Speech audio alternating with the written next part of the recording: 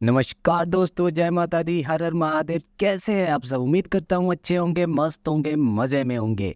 आपका स्वागत है लाइव एंड लिविंग में और मैं अमन शर्मा। आज हम बात करेंगे मकर लगन और धनु राशि की कुछ खास समस्याओं के बारे में जो आपको अपनी जिंदगी में फेस करनी पड़ती है। आपके अंदर कुछ यूनिक क्वालिटीज भी है जो कभी कभी मिलकर आपके लिए कुछ चैलेंजेस क्रिएट करती है। तो चलिए इन समस्याओं को समझते हैं और उनका हल ढूंढते हैं साथ में। तो इसकी डिमांड की है आशीष पॉल जी ने। आप भी अपनी कोई सी भी डिमांड कमेंट में कर सकते हो, पर एक बात भी इम्पोर्टेंट है कि चैनल को लाइक, सब्सक्राइब, शेयर करें और बेल आइकन को दबाना ना भूले।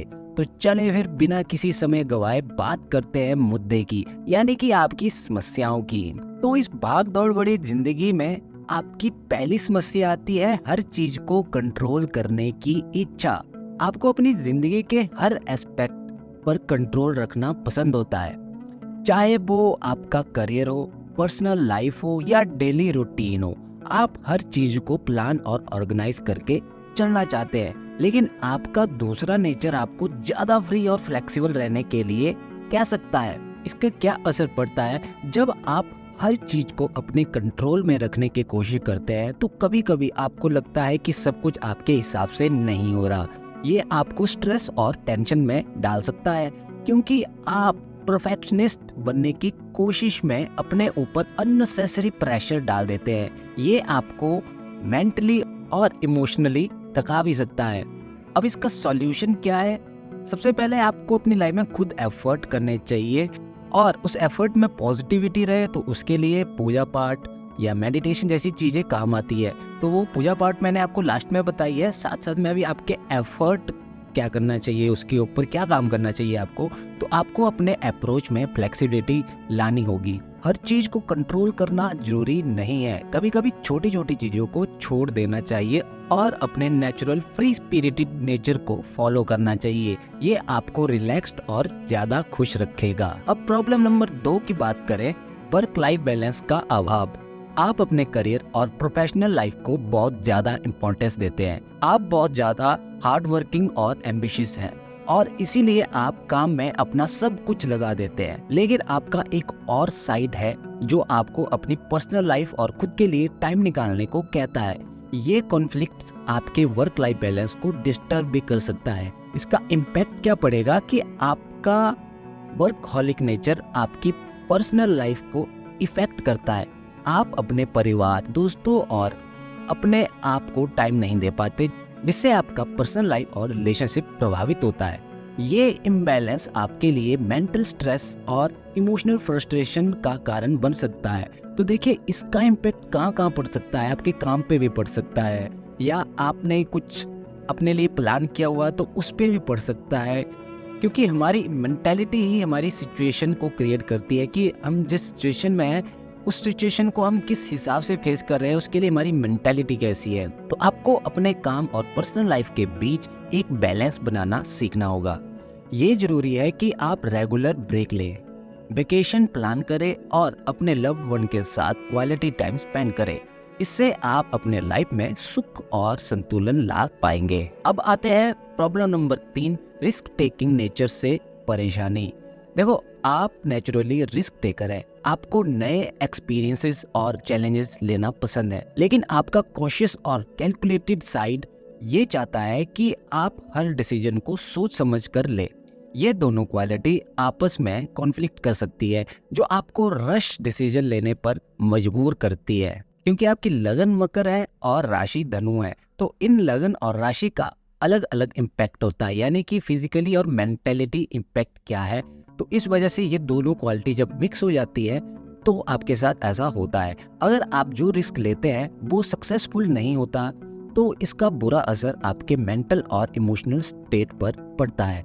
ये आपको इमोशनली ड्रेन कर सकता है और आपके कॉन्फिडेंस को भी चोट पहुंचा सकता है। तो क्या करना चाहिए? आपको हर बड़े डिसीजन को लेने से पहले अच्छी तरह से एनालिसिस करना चाहिए। आपके डिसीजन बिना सोचे समझे लेना रिस्की हो सकता है। आपको अपने फाइनेंशियल, इमोशनल और सोशल कंडीशन को कंसीडर करके ही कोई स्टेप लेना चाहिए। प्रॉब्लम नंबर 4 की तरफ ध्यान देते हैं, ज्यादा प्रैक्टिकल होने से रिलेशनशिप में दिक्कत। आप अपने नेचर में काफी प्रैक्टिकल और लॉजिकल है। ये क्वालिटी काम या डिसीजन मेकिंग में तो मददगार होती है, लेकिन आपके क्लोज रिलेशनशिप में कभी कभी ये प्रॉब्लम क्रिएट कर सकती है। रिलेशनशिप में इमोशनल कनेक्ट और अंडरस्टैंडिंग जरूरी होती है, लेकिन आपकी प्रैक्टिकल सोच इसको ओवरपावर कर देती है। जब आप सिर्फ लॉजिकल और प्रैक्टिकल होकर रिलेशनशिप को मैनेज करने की कोशिश करते हैं, तो आपके पार्टनर या दोस्तों को लगता है कि आप उनके इमोशन को नहीं समझते। ये मिसअंडरस्टैंडिंग और डिस्टेंस क्रिएट कर सकता है आप दोनों के बीच, जिससे रिलेशनशिप में टेंशन बढ़ जाती है या आपके लिए फ्रस्ट्रेशन और उनके लिए इमोशनल पेन का कारण बन सकता है। तो आपको क्या करना चाहिए? तो आपको अपने रिलेशनशिप में इमोशंस और एम्पैथी को भी इम्पोर्टेंस देना सीखना होगा। ये समझना जरूरी है कि हर डिसीजन लॉजिकल नहीं होता। कभी कभी इमोशनल नीड्स को समझना भी जरूरी होता है। आप अपने पार्टनर के साथ ओपनली कम्युनिकेट करें, उनके इमोशंस को समझें और अपनी फीलिंग को भी एक्सप्रेस करें। इससे जो है आपका रिलेशनशिप स्ट्रॉन्ग और हार्मोनियस रहेंगे। प्रॉब्लम नंबर 5 पे आते हैं, सेल्फ एक्सपेक्टेशन का बोझ। आप अपने लिए बहुत हाई एक्सपेक्टेशन सेट करते हैं। आप परफेक्शनिस्ट हैं और चाहते हैं कि आप हर काम में बेस्ट परफॉर्मेंस दें। ये हाई स्टैंडर्ड्स कभी कभी आपके लिए स्ट्रेस और एंजाइटी का कारण बन जाता है, क्योंकि हर वक्त इन एक्सपेक्टेशन को मीट करना पॉसिबल नहीं होता। जब आप अपने हाई एक्सपेक्टेशंस को मीट नहीं कर पाते, तो आपको लगता है कि आप फेल हो रहे हैं, जिससे आप इमोशनली और मेंटली एग्जॉस्ट हो जाते हैं। ये प्रेशर आपको बर्नआउट की तरफ ले जा सकता है, जहां आपको अपने आप पर डाउट होने लगता है और आप अपनी कैपेबिलिटीज पर क्वेश्चन करने लगते हैं। तो आपको क्या करना चाहिए? तो आपको अपने लाइफ के लिए रियलिस्टिक और अचीवेबल गोल सेट करने चाहिए। ये समझना जरूरी है कि सब कुछ परफेक्ट नहीं हो सकता और गलतियां भी लर्निंग का एक पार्ट होती है। जहाँ जहाँ हम गलतियाँ करते हैं, वहीं पे हम कुछ ना कुछ जरूर सीखते हैं कि अब ऐसा नहीं करना है। अपने प्रोग्रेस को अप्रिशिएट करें, चाहे वो कितनी भी छोटी क्यों ना हो। मतलब कि छोटी से छोटी अचीवमेंट को भी आप सेलिब्रेट करें, है ना, उस पर अप्रिशिएट करें। सेल्फ कंपैशन जरूरी है, ताकि आप अपने आप पर अननेसेसरी प्रेशर ना डालें और अपनी अचीवमेंट का भी सेलिब्रेशन कर सकें। 6 नंबर पे आते हैं कि आपकी अगली प्रॉब्लम क्या हो सकती है। तो प्रॉब्लम नंबर 6 है फाइनेंशियली स्टेबिलिटी और उसका प्रेशर। आप फाइनेंशियली स्टेबिलिटी को अपने जीवन में बहुत महत्व देते हैं। आप चाहते हैं कि आपके और आपके परिवार का भविष्य सुरक्षित रहे, इसीलिए आप अपने फाइनेंशियल गोल पर बहुत ध्यान देते हैं। लेकिन कभी कभी ये फाइनेंशियल प्लानिंग और स्टेबिलिटी का प्रेशर आपको एंजाइटी और स्ट्रेस में डाल सकता है। फाइनेंशियल सिक्योरिटी की चिंता आपको ओवरवर्किंग की तरफ ले जा सकता है, जिससे आपका हेल्थ और पर्सनल लाइफ प्रभावित होता है। ये फाइनेंशियल प्रेशर आपको इमोशनली भी ड्रेन कर सकता है, क्योंकि आप हमेशा फ्यूचर की चिंता में रहते हैं और आज की खुशियों को इग्नोर कर देते हैं। ये आपके ओवरऑल मेंटल वेलबींग को भी प्रभावित कर सकता है। तो आपको क्या करना चाहिए? आपको अपने फाइनेंशियल गोल को बैलेंस में रखने की जरूरत है। शॉर्ट टर्म और लॉन्ग टर्म गोल को अच्छे से प्लान करें और जरूरत से ज्यादा स्ट्रेस लेने से बचें। फाइनेंशियल प्लानिंग के साथ साथ अपने आप को ओकेजनल ट्रीट और रिलैक्सेशन का भी मौका दें। फाइनेंशियल मैनेजमेंट की नॉलेज हासिल करें और इन्वेस्टमेंट्स पर फोकस करें, लेकिन अपने मेंटल हेल्थ को भी नज़रअंदाज ना करें। देखिए कि आपकी मेंटालिटी ठीक है या नहीं है, पॉजिटिव है या नहीं है। अगर नहीं है तो कुछ टाइम इन सब को छोड़ के थोड़ा रिलैक्स करें खुद को और खुद को फ्री करें। अब बात करते हैं समस्या नंबर 7 यानी कि प्रॉब्लम नंबर 7, ओवर कमिटमेंट का प्रॉब्लम। आप नए अपॉर्चुनिटीज और चैलेंजेस को ग्रैब करने के लिए हमेशा तैयार रहते हैं, लेकिन कभी कभी आप इतना ज्यादा कमिटमेंट कर लेते हैं कि आपके लिए उन सब को मैनेज करना मुश्किल हो जाता है। ये ओवर कमिटमेंट आपको फिजिकली और मेंटली एग्जॉस्ट कर सकती है। जब आप अपने ऊपर ज्यादा कमिटमेंट ले लेते हैं तो आपके लिए उन सब को टाइम और एनर्जी देना मुश्किल हो जाता है। इससे आपको टाइम मैनेजमेंट इशू, स्ट्रेस और फ्रस्ट्रेशन का सामना करना पड़ता है। ये ओवर कमिटमेंट आपकी प्रोडक्टिविटी को भी प्रभावित करता है और आपके गोल को अचीव करना मुश्किल बना देता है।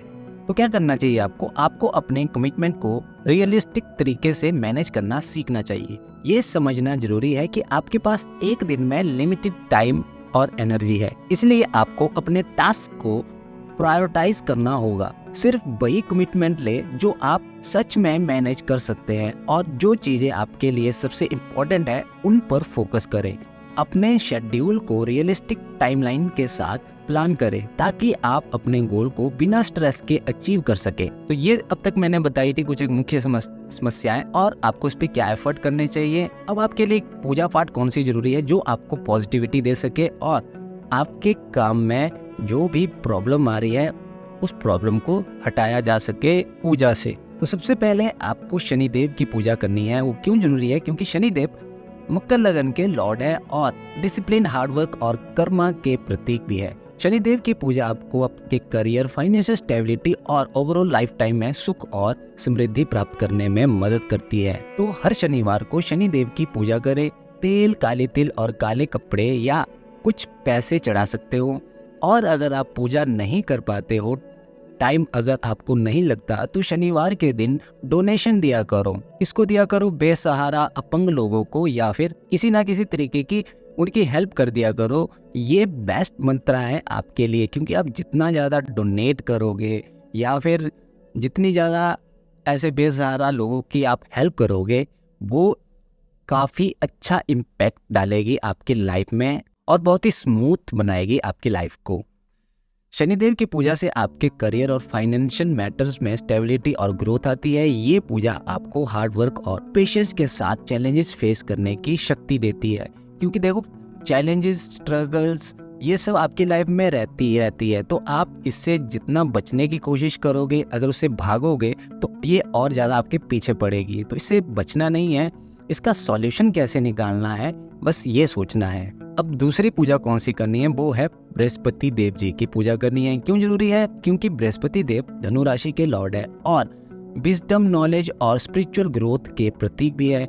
इनकी पूजा आपको क्लैरिटी, स्पिरिचुअल ग्रोथ और विजडम प्राप्त करने में मदद करती है। तो क्या करना है कि हर गुरुवार को या डेली विष्णु भगवान जी की पूजा या उनका कोई ना कोई जाप जरूर करते रहे, मन में करते रहे। और हल्दी, चने की दाल और पीले कपड़े किसी ब्राह्मण पुजारी या मंदिर को दान करे। अपने माँ बाप की दिल से सेवा करे, अपने गुरुजनों की दिल से सेवा करे, क्योंकि उनका आशीर्वाद ही आपकी लाइफ की कुछ प्रॉब्लम जो होगी, मेन प्रॉब्लम, वो हट जाएगी। और बृहस्पति देव की पूजा से आपको डिसीजन में क्लैरिटी आती है और आप स्पिरिचुअल और इंटेलेक्चुअल ग्रोथ एक्सपीरियंस करते हैं। ये पूजा आपको अपने गोल अचीव करने में मदद भी करती है। अब तीसरी जो इसकी पूजा करनी है, ये मैं जिसकी पूजा करने को कह रहा हूँ, ये तो आपकी लाइफ में इंस्टेंटली रिजल्ट देंगे, तो वो है भैरव बाबा जी की पूजा करें। भैरव बाबा की पूजा आपकी लाइफ में शांति, प्रोटेक्शन और ऑब्स्टेकल्स से मुक्ति लाने में मदद करती है। भैरव बाबा का उपाय आपको टफ सिचुएशन में सपोर्ट और गाइडेंस देता है और आपको स्ट्रेस और एंजाइटी से रिलीफ प्राप्त करने में मदद करते हैं। हर शनिवार को, मंगलवार को या हर रोज डेली अगर आप कर सको तो भैरव बाबा की पूजा करें। लाल कपड़े, तिल और 2 बेलपत्र उन्हें चढ़ाएं। ओम भैरवाय नमः का 108 बार जाप करते रहें। मन में भी करें, मंदिर में जाते हो तो वहाँ भी करें, घर में हो तो घर में करें, ऑफिस में हो तो ऑफिस में करें। और भैरव अष्टाक्षरा मंत्रा और भैरव चालीसा का पाठ भी अगर आप कर सकते हो तो जरूर करें। उनसे दोस्ती बनाना आपकी लाइफ से प्रॉब्लम को हटाने जैसा होगा। भैरव बाबा की पूजा से आपको प्रोटेक्शन और गाइडेंस मिलती है। ये पूजा आपको ऑब्स्टेकल से दूर करने, स्ट्रेस कम करने और लाइफ में स्टेबिलिटी और सक्सेस प्राप्त करने में मदद करती है। भैरव बाबा का उपाय आपको टफ सिचुएशन से बाहर निकालने और मेंटल पीस प्राप्त करने में हेल्पफुल होता है। तो इन पूजाओं को आप अगर डेली करते हो तो ये तो आपके लिए और भी बेस्ट रहेगा। खासकर ये तब काम आएगी जब आपकी लाइफ में आपको मेन प्रॉब्लम फेस करनी पड़ेगी, तो उस टाइम आपको ये वो प्रॉब्लम्स नहीं लगेगी, आप मतलब उसे हंसते हंसते ही फेस करोगे। तो कैसी लगी आपको ये वीडियो कमेंट में जरूर बताएं और लाइक करना, सब्सक्राइब करना, शेयर करना ना भूलें। साथ में बेल आइकन का बटन भी जरूर दबाएं ताकि आपको मेरी नोटिफिकेशन आती रहे और अपनी कोई सी भी डिमांड आप कमेंट में डाल सकते हो, वो बिल्कुल फ्री है। तो मिलते हैं आप किसी अगले नए टॉपिक के साथ। तब तक के लिए जय माता दी, हर हर महादेव, खुश रहे, मस्त रहे, व्यस्त रहे। धन्यवाद।